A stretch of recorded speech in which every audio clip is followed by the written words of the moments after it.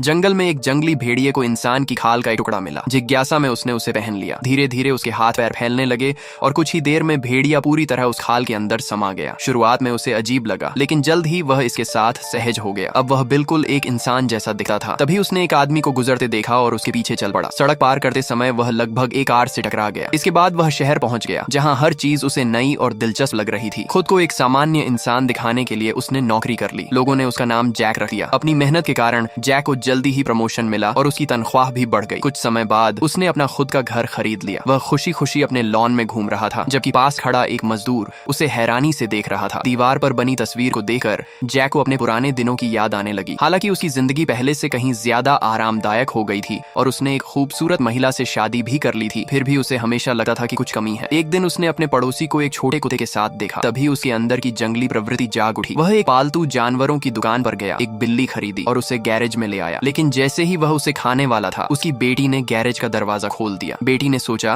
कि यह उसके पिता का तोहफा है और खुशी खुशी बिल्ली को अपना लिया। मजबूर होकर जैक को बिल्ली उसे देनी पड़ी। एक दिन कंपनी की मीटिंग के दौरान जैक अपने अंदर की इच्छा को और नहीं रोक पाया। जिस सहकर्मी से वह नफरत करता था, उस पर वह अचानक झपट पड़ा। उसकी हरकत देखकर सभी लोग डर गए और उसे पकड़ने की कोशिश करने लगे। घबराया हुआ जैक भागकर घर पहुंचा, लेकिन उसकी पत्नी और बेटी उसके असली रूप को स्वीकार नहीं कर सकी। आखिरकार जैक ने इंसान की खाल उतार दी और अपनी जान बचाने के लिए भागने लगा। वह वापस उसी जंगल में पहुंचा जहां वह कभी रहता था, लेकिन वहां अब इंसानों की एक पूरी बस्ती बस चुकी थी। अपने पीछे इकट्ठी भीड़ को देखकर जैक समझ गया कि अब उसके पास भागने के लिए कोई जगह नहीं बची थी।